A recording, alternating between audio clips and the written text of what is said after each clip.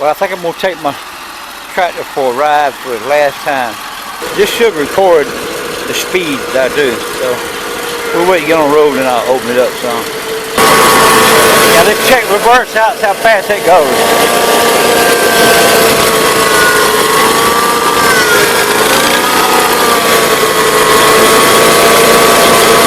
6.4.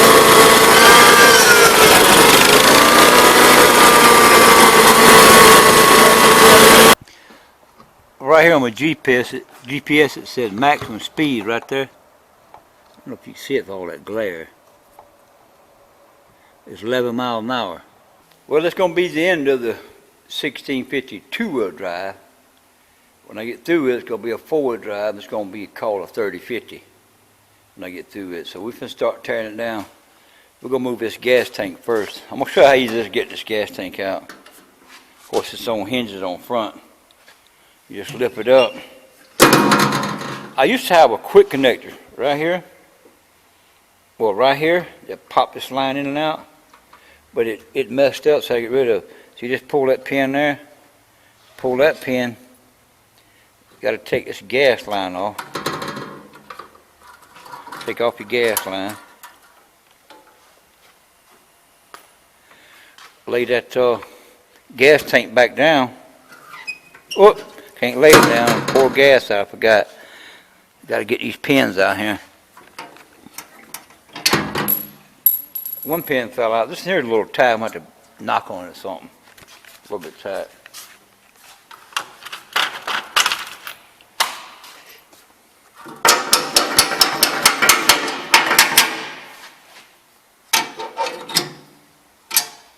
Alright, she's loose. We just got to pick it up. I need another hand.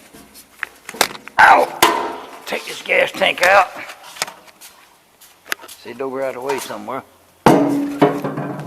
There she is. That come out that simple. We're going to take the engine out, the rear end out. Right now I'm going to leave the dashboard. I'm going to leave this front clip, but I'm going to take the hood off out of the way so I can get rid of this and take the seat pan off and start get rid of all these lines. Disconnect all them lines to the power steering down there, to these power steering right here. Disconnect all of them. Get rid of that power steering motor. Get it out of the way. Or pump, motor, whatever you want to call it. So we're going to start tearing it down. Where's the hood off? Now to take off this mount here. It's loose up here at front, see? I just got to loosen this bolt here, two over here, and two over there, and then I'll take this off. Let me show you what I did on my part of my three-point hitch on the back. For this other part here, I attached it to this bracket up here, this arm here, and attached it here, bolted it here and welded it here. They got 4 bolts that my seat pan sets on. But I had raised my seat pan up a half-inch higher because of giving me some clearance from the tires. That's the reason why that's spun on there. That's just to raise my. That was just to raise my. It'd go back down once it's bolted. Raise my seat up. You take them 2 bolts off. Now this piece here will come off. This piece right here. All this will come off. But when I made this part here, this is a piece of, I don't know what size, maybe it's 1 inch, I don't remember. But this is a nut with a bolt going on threaded. So it screws in there. And I got zerton fittings on both sides. So if you unscrew these and unscrew that and take that off and remove this, you can pull this out. But which I'm going to have to redesign this 3-point hitch anyway, because I'm not going to have that cylinder in the middle right there. I'm going to fix the cylinder off side here. Be mounted on the side, and it's going to pick this. I'll reroute this stuff. But anyway, it'll pick this up and down from over this side. I don't know if I'll make a slot right here or what I do. I just don't know yet. But I'm going to design it where it'll pick up from outside here rather from in there. It'd be totally different. Done got a little dirty. I mean, this is as dirty as it's got since it's been painted. I never did finish the video on painting this thing. I just painted tore it down and painted the yellow. But I never did paint the white. All white I never did paint, the hood, and that's why it looks so rough. But all the seat pan and all the frame got repainted. But look at the difference in it. It's actually a little yellow. Got a little yellow in it, and it's a little different color where the sun has hit it. So the sun is lightening it up some. It's more yellow looking. You could tell through here where it's more yellow. I mean, orange looking. And this is yellow. I don't know if you can see it with the video, with the camera, but I can see it. So I can see the two tones in the colors now. You look inside here and it looks more orange looking. And down there it looks more orange. All right, well, we're going to keep tearing it down. We're going to take the rear out under it. I might well move this and show you. They just got 2 more bolts and all this will come out. Come out, bolt.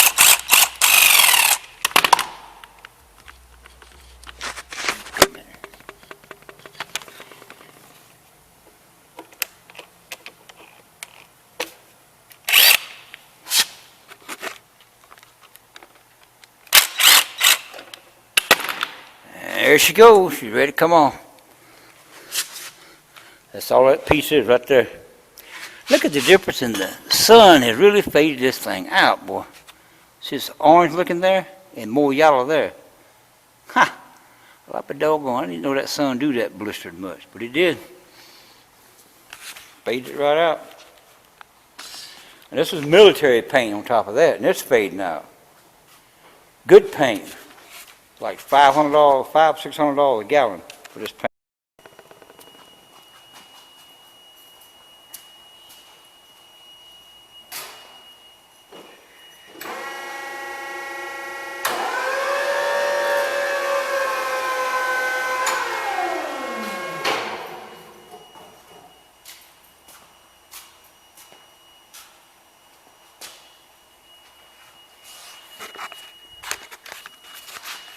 Well, that's about where that motor's got to sit.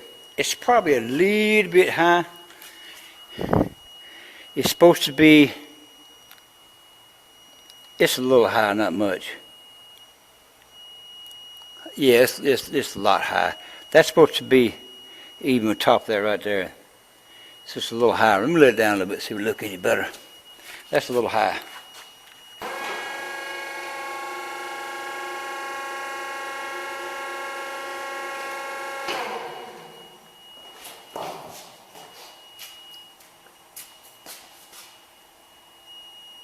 Still a little high.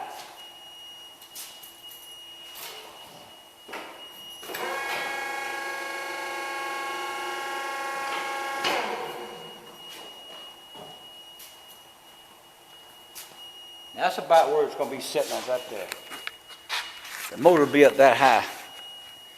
And you know the other frame comes, this part comes right across here. Well, I'm going to fill this back in, and I'm going to build a motor mount up higher, because that's where the motor got to sit, right there, just like that. It's got to miss the top of my hood and close up. See, taking my gas tank, I may be able to do that. Then my hydrostat pump will be right up under here when I cut the rest of the stuff out. But that's going to work. That is going to work right there. Going to work. No problem. I like it. I like it a lot.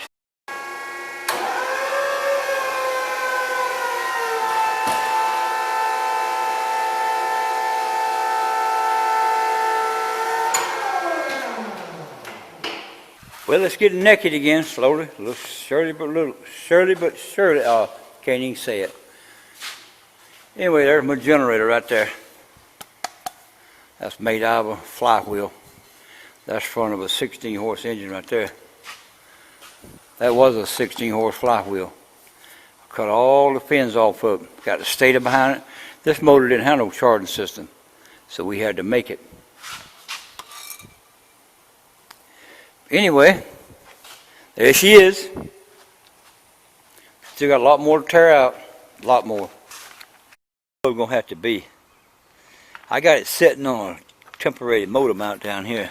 Well, it ain't temporary. It's just a piece of wood. It needs to be, this piece of metal needs to be a little bit higher.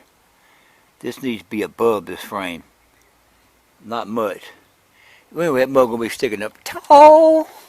And you see how much further I'm going to have to raise this? Well, this is leaning backwards, so that will look like that. So it's going to be tall. And look at the Pto Shaft way up here. It used to be right there.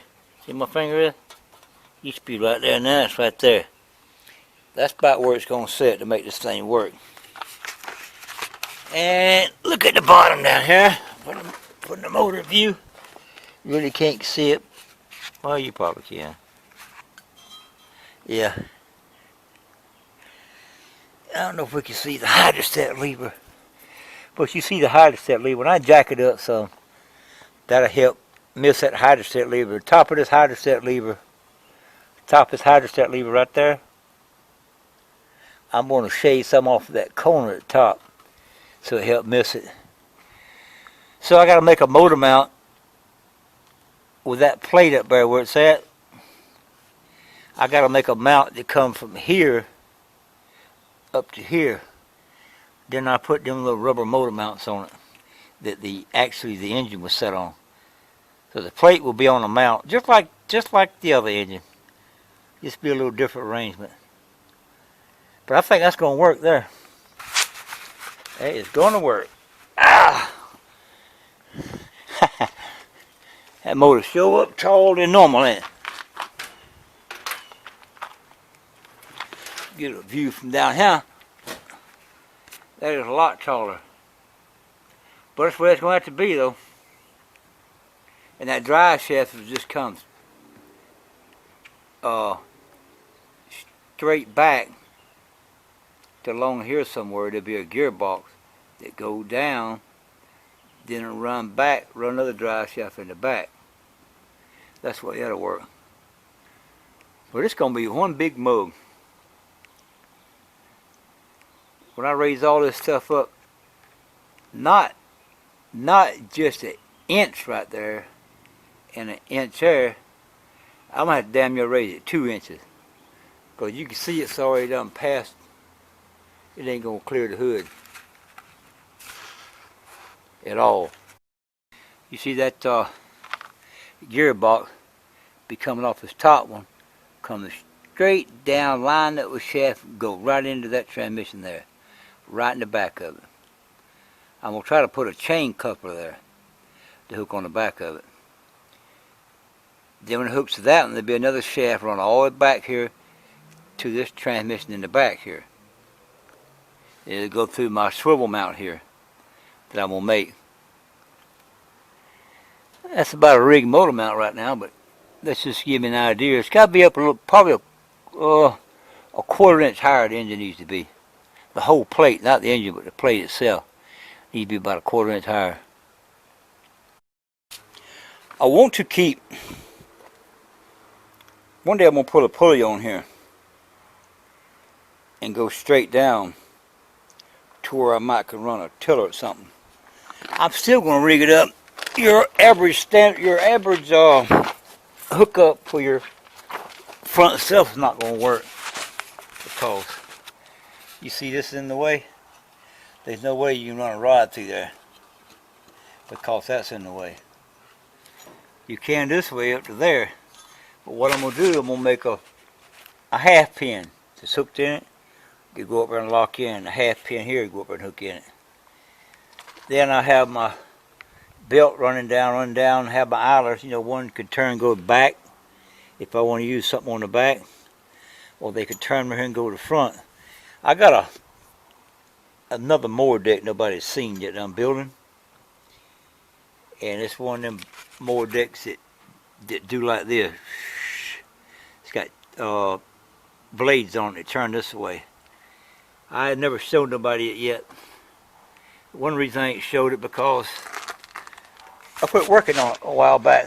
I hadn't done nothing to it. Kind of lost interest in it. Back when I was having my, getting all my stents stuff put in. So now I got other projects and I ain't worried about it. Alright, here it is Sunday. We're going to get ready to tear this mug down. I'll go ahead and pull out this arm. That pickup arm, whatever you want to call it. Go from there to right there. Which is this big old heavy duty arm I made right here. Now this is made well solid. Cub Cadet don't provide that. Cub Cadet don't provide an arm that big.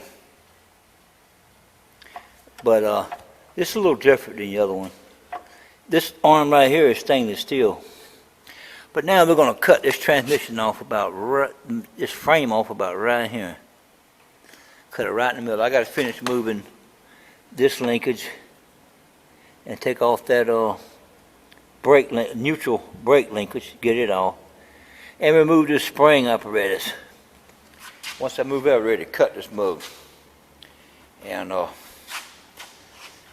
got to take this off, all this off, take this off, take off the power steering.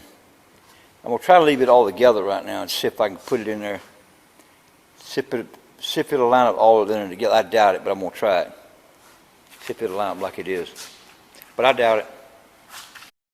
Just as soon as I get some blocks put in there, I'm fixing to cut her right there in half. Over there and right across there. It'll be in 2 pieces. And we won't use this part of the frame.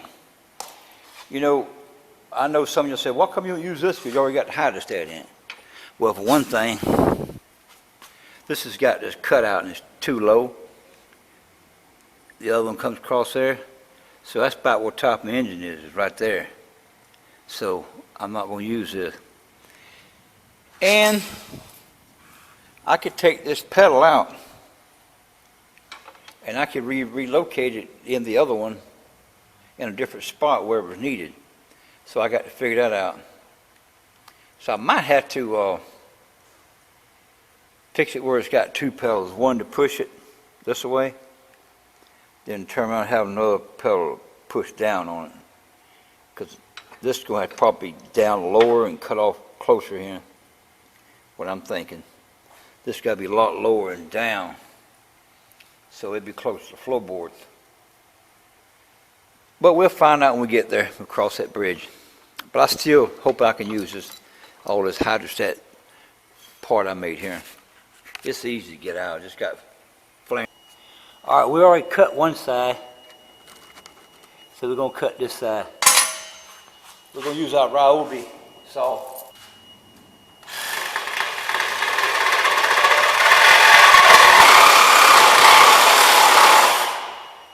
There she is. We're going to take this piece outside, set it behind the other one.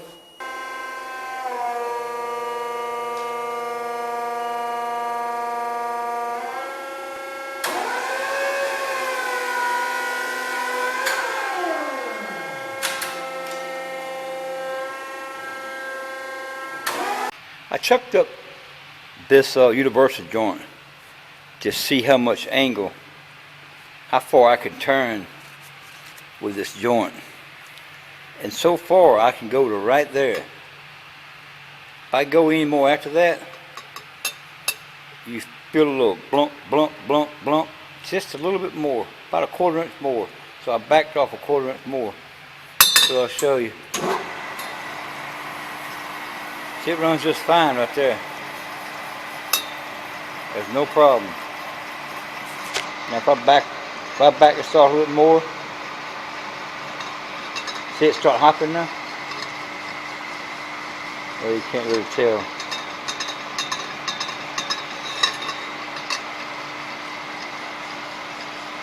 You can't hear it, but I can feel a little blump, dump in it. So we'll move back in a little bit. Another little thumpy dump gone. But if you look at that, that's a pretty short radius of turn. Look at it from the top. That's pretty short. So No, that would be pretty, that's a 45, I could probably get a 45 out of this thing. So that's what I'm going to shoot for, 45 radius in it to turn. Because I can move this anywhere in that 45. Watch when it gets over, you'll see it get past that 45. I'm going further, further, slower, a little bit further, further. You see it starting jumping now? So if I back off right there, perfect, go a little further. So that's about perfect. So I can move anywhere in that radius and it does not hurt nothing.